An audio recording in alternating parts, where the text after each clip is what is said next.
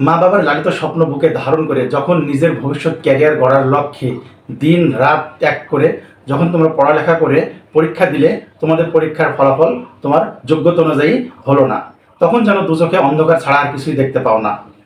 অপরদিকে তোমার সহপাঠীরা যারা সারা দিনের মধ্যে একবারও পাঠ্য বইয়ের কাভার পেজটিও খুলে দেখে না, সেই সকল শিক্ষার্থীর পরীক্ষার ফলাফল তোমার কাছাকাছি বা এমনকি তোমার চেয়ে ভালো হয়, তখন যেন জীবনের মানেটাই পাল্টে যায়।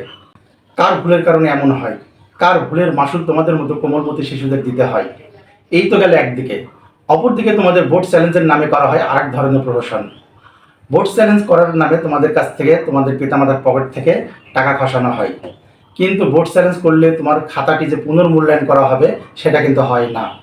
তোমার খাতাটি পুনর্মূল্যায়ন না করে পুনর্নিরীক্ষণের নামে তোমাদের কাছ থেকে এই ফিটি আদায় করা হয়। পুনর্মূল্যায়ন করতে তোমার খাতাটি অন্য কোনো শিক্ষক দ্বারা পুনরায় ভালোভাবে দেখে নম্বরপত্র ঠিকভাবে দেওয়া হয়েছে কিনা সেটা দেখে, যদি কোথাও ভুল থাকে সেখানে আবার নম্বর যোগ করা হয়। কিন্তু পুনর্মূল্যায়ন বলতে সেটা বোঝায় না। অনেক শিক্ষার্থী আছে, সে এতটাই কনফিডেন্স যে তার খাতা যদি পুনর্মূল্যায়ন করা হয় তাহলে তার রেজাল্ট অবশ্যই ভালো হবে, তার A+ আসবে, অথবা অনেক শিক্ষার্থীর ফেল থেকে পাস আসবে। কিন্তু বোর্ড চ্যালেঞ্জের খাতাগুলো পুনর্মূল্যায়ন করা হয় না, করা হয় পুনর্নিরীক্ষণ। পুনর্মূল্যায়ন করতে গেলে দেখা যেত কোনো শিক্ষার্থী যদি 2-1 নম্বরের জন্য A+ ছুটে যাচ্ছে, তাহলে সেখানে গ্রেস মার্ক 1 বা 2 যোগ করে সেই শিক্ষার্থীকে A+ ধরানো হতো। আবার যদি দেখা যেত কোনো শিক্ষার্থীর 2 বা 1 মার্কের জন্য ফেল এসে যাচ্ছে, তাহলে পুনর্মূল্যায়ন ক্ষেত্রে সেই জায়গাতে 2 নম্বর বা 1 নম্বর যোগ করে সেই শিক্ষার্থীকে পাস করানো হতো। কিন্তু পুনর্মূল্যায়ন করা হয় না, করা হয় পুনর্নিরীক্ষণ। অর্থাৎ তোমার পরীক্ষার খাতাটি বের করে ভালোভাবে দেখে যে কোথাও ভুল হয়েছে কিনা 4টি বিষয় লক্ষ্য করে তোমার খাতাটি পুনর্নিরীক্ষণ করা হয়।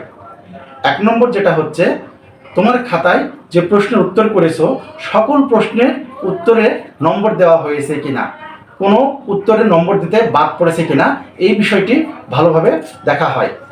2 নম্বরে যেটা দেখা হয়, তুমি যে প্রাপ্ত নম্বরগুলো পেলে সেই নম্বরগুলোর যোগফল ঠিক আছে কিনা।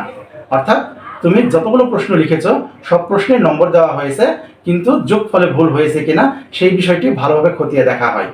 3 নম্বরে যেটা দেখা হয়, তোমার খাতায় প্রাপ্ত নম্বর সঠিকভাবে OMR শিটে তোলা হয়েছে কিনা, ভুল তোলা হয়েছে কি না সঠিক তোলা হয়েছে সেই বিষয়টি লক্ষ্য করা হয়। আর 4 নম্বর, তোমার OMR ফর্মে যে নম্বরটি তোলা হয়েছে তার বৃত্ত ঠিক মতন ভরাট করা হয়েছে কিনা। এই 4টি বিষয় নিরীক্ষণ করেই তোমার বোর্ড চ্যালেঞ্জের রেজাল্ট প্রকাশ করা হয়। তো প্রিয় শিক্ষার্থী বন্ধুরা, আশা করি বোঝাতে পেরেছি। তোমাদের সকলের ভবিষ্যৎ ভালো হোক, সকলের রেজাল্ট ভালো হোক, এই প্রত্যাশা করে আজকে এখানে শেষ করছি। ভিডিও দেখার জন্য ধন্যবাদ।